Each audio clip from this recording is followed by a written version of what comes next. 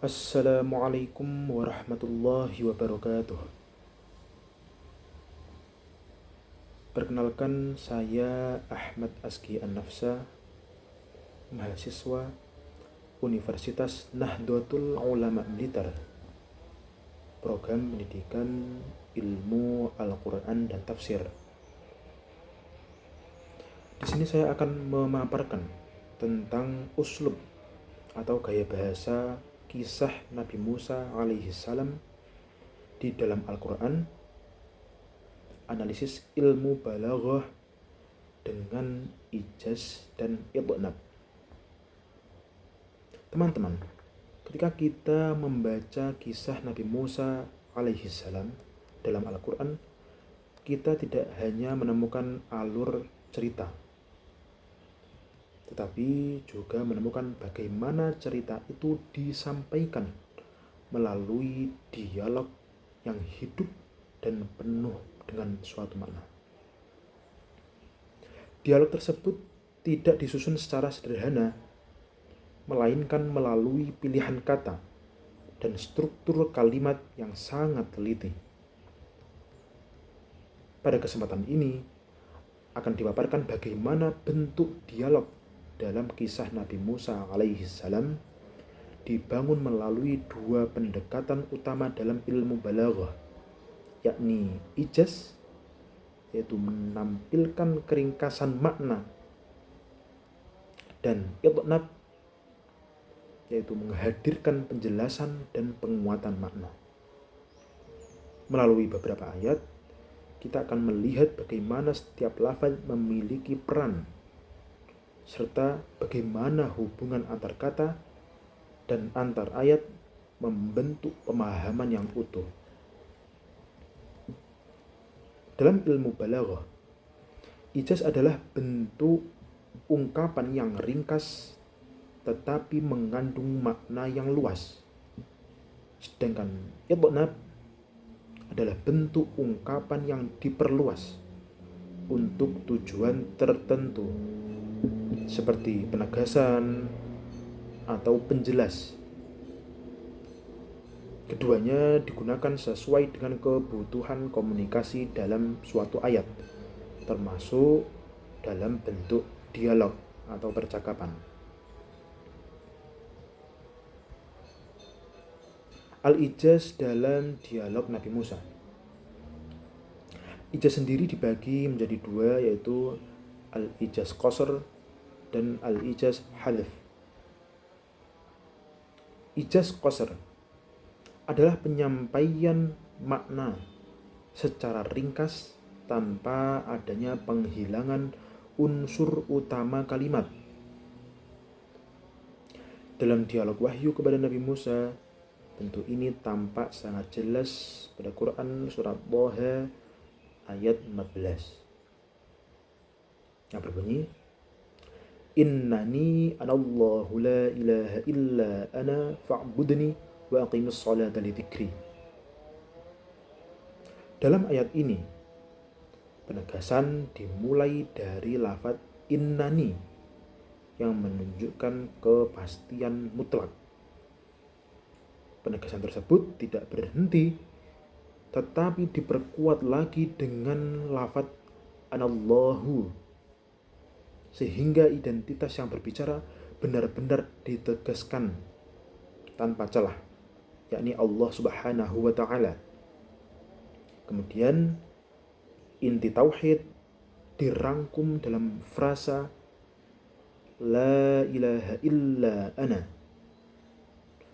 Bagian lafaz la ilaha meniadakan semua bentuk sesembahan, sementara lafaz illa ana menetapkan hanya Allah lah sebagai satu-satunya Tuhan yang berhak untuk disembah. Struktur ini tidak hanya singkat, tetapi langsung menyentuh inti keyakinan. Keterkaitan makna menjadi semakin jelas ketika dilanjutkan dengan lafaz fa'budni. Huruf fa di sini menunjukkan hubungan langsung setelah penetapan tauhid, maka konsekuensinya adalah ibadah. Dengan susunan seperti ini, ayat tersebut menyampaikan konsep tauhid secara utuh dalam satu rangkaian kalimat yang singkat. Jadi kalimatnya singkat, tapi bisa menjelaskan konsep dari tauhid yang sangat luas dan utuh. Begitu juga terdapat dalam Quran surat Asy-Syu'ara ayat 16 yang berbunyi, Fa'tiya Fir'auna faqula inna rasul rabbil alamin. Ayat ini menggambarkan perintah yang sangat langsung. Kata kerja fa'tiya diikuti dengan lafaz faqula, menunjukkan bahwa tindakan datang dan berbicara dilakukan tanpa jeda, seolah-olah perintah tersebut harus segera dilaksanakan. Nah, pernyataan inna rasul rabbil alamin menjadi inti pesan tersebut. Ungkapan ini singkat, tetapi mencangkup seluruh misi kenabian. Kata Rasul sudah mengandung makna membawa wahyu, sementara Rabbil Alamina memperluas cangkupan bahwa risalah ini tidak terbatas hanya pada suatu kelompok tertentu, tetapi untuk seluruh alam semesta. Dengan demikian, satu kalimat ini mampu menyampaikan misi besar secara ringkas tanpa perlu penjelasan tambahan lagi. Dan bagian yang kedua yaitu ijaz hadf. Berbeda dengan ijaz qasr. Ijaz hadf terjadi ketika sebagian unsur kalimat tidak disebutkan, jadi ada yang dibuang, tetapi maknanya tetap dapat dipahami sesuai konteksnya. Seperti halnya pada Quran surat Yusuf ayat 82 yang berbunyi, was'alil qaryata allati kunna fiha wal 'ayra allati aqbalna fiha wa inna lasadiqun. Secara lafaz, ungkapan was'alil qaryata berarti tanyalah desa. Namun jika dipahami secara maknanya, tentu yang dimaksudkan bukan desa sebagai tempat, melainkan maksudnya adalah penduduk desa tersebut. Di sini terjadi penghilangkan kata. Ada kata yang dihilangkan. Yang sebenarnya dipahami yaitu penduduk desa atau ahlul qaryah. Pemahaman ini tidak berdiri sendiri, tetapi diperkuat oleh lanjutan ayatnya, yaitu wal 'ayra, yang juga merujuk kepada rombongan manusia. Kedua bagian ini saling menguatkan bahwa yang dimaksud adalah pihak yang bisa memberikan kesaksian. Dengan cara ini, Al-Quran menyampaikan makna secara ringkas tanpa harus menyebutkan seluruh unsur kalimatnya. Begitu juga disebutkan dalam Quran surat An-Nahl ayat 30 yang berbunyi, wa qila lil ladzina taqaw madza anzala rabbukum qalu khaira. Dalam ayat ini jawaban qalu khaira tampak sangat singkat. Namun sebenarnya jawaban tersebut sudah mencangkup makna lengkap dari pertanyaan sebelumnya, yaitu madza anzala rabbukum, apa yang Tuhanmu turunkan. Kata kerja menurunkan tidak diulang lagi pada jawabannya, karena sudah dipahami dari adanya pertanyaan di lafaz sebelumnya. Keterkaitan antara pertanyaan dan jawaban ini menunjukkan bagaimana penghilangan dapat terjadi tanpa mengurangi kejelasan suatu makna. Justru hal ini membuat dialog menjadi lebih efektif dan tidak bertele-tele.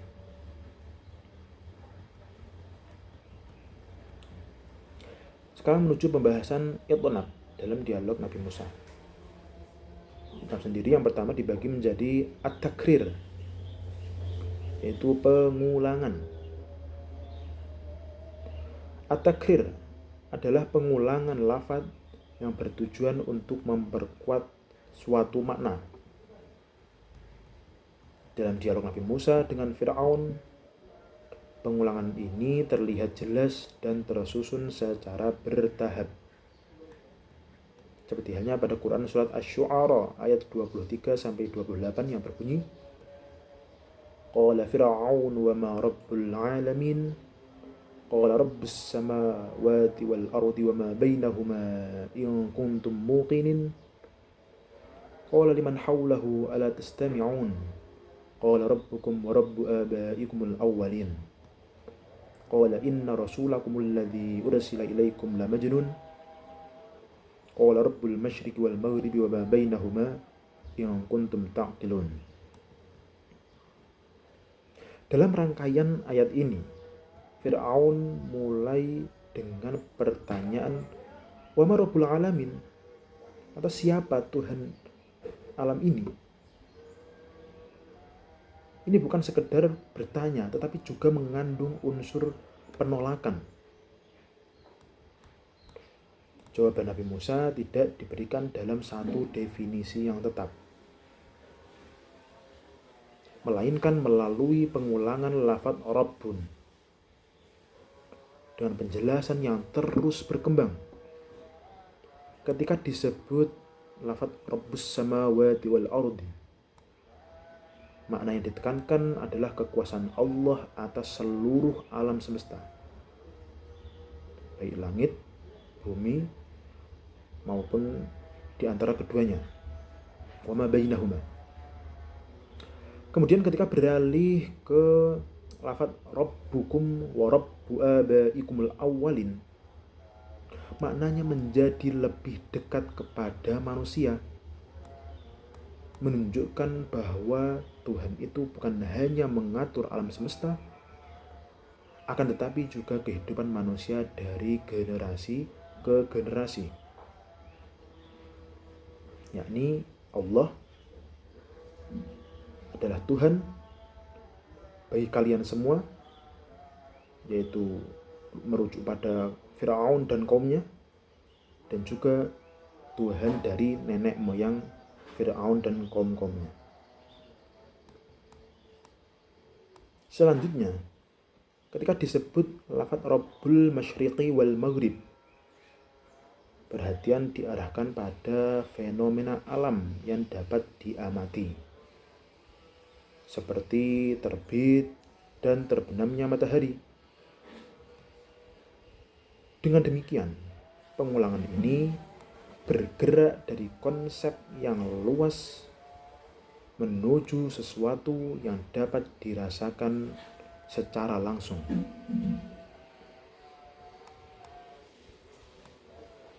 Jika diperhatikan, setiap pengulangan tidak berdiri sendiri, tetapi saling terhubung dan membentuk penjelasan yang bertahap. Inilah yang membuat takrir atau pengulangan dalam ayat ini menjadi sangat kuat secara argumentatif. Pembagian yang kedua yaitu i'tirad atau sisipan yang terdapat pada Quran surat Thaha ayat 25-28 yang berbunyi, Qala rabbi syrah li sadri wa yassir li amri wahlul 'uqdatam min lisani yafqahu qawli. Dalam ayat ini, doa Nabi Musa tersusun secara berurutan, permohonan untuk melapangkan dada dan memudahkan urusan, menunjukkan kesiapan secara batin dan tindakan. Di tengah susunan tersebut terdapat ungkapan tentang kesulitan berbicara yang menjadi penjelas kondisi Nabi Musa kala itu. Sisipan ini tidak mengganggu alur, tetapi justru menjelaskan mengapa permohonan itu diajukan. Hubungannya menjadi jelas ketika diakhiri dengan tujuan yafqahu qawli, yaitu agar pesan yang disampaikan oleh Nabi Musa alaihissalam dapat dipahami. Yang ketiga yaitu tatsmim atau penyempurnaan. Hal ini disebutkan dalam Quran surat Al-A'raf ayat 104 sampai 105 yang berbunyi, wa qala Musa ya Fir'aunu inni rasulun min rabbil alamin haqiqun ala alla aqula 'ala Allahi illa al-haqq. Pada ayat ini, pernyataan sebagai rasul sudah cukup untuk menyampaikan identitas. Namun, pernyataan tersebut dilanjutkan dengan penegasan bahwa apa yang disampaikan adalah suatu kebenaran. Penambahan ini berfungsi menyempurnakan makna, sehingga tidak hanya menyampaikan posisi sebagai rasul, tetapi juga menjamin kebenaran pesan yang dibawanya. Dengan demikian, tidak ada ruang bagi keraguan dalam memahami makna ayat tersebut. Kesimpulan dari seluruh penjelasan dapat dipahami bahwa dialog dalam kisah Nabi Musa disusun dengan sangat terstruktur. Setiap kata yang dipilih dengan tepat, setiap kalimat memiliki hubungan, dan setiap ayat saling melengkapi satu sama lain. Ijaz menghadirkan keringkasan yang padat maknanya, menggunakan lafaz yang ringkas tapi maknanya luas. Sementara Itnab memberikan penjelasan yang memperkuat dan memperjelas makna tersebut. Keduanya tidak berdiri sendiri, tetapi bekerja sama dalam membangun komunikasi yang efektif. Dengan memahami hal ini, kita dapat melihat bahwa keindahan Al-Quran tidak hanya terletak pada isi pesannya, tetapi juga pada cara penyampaiannya yang mampu menjangkau pemahaman manusia secara luas dan mendalam. Demikian yang bisa saya sampaikan. Wassalamualaikum warahmatullahi wabarakatuh.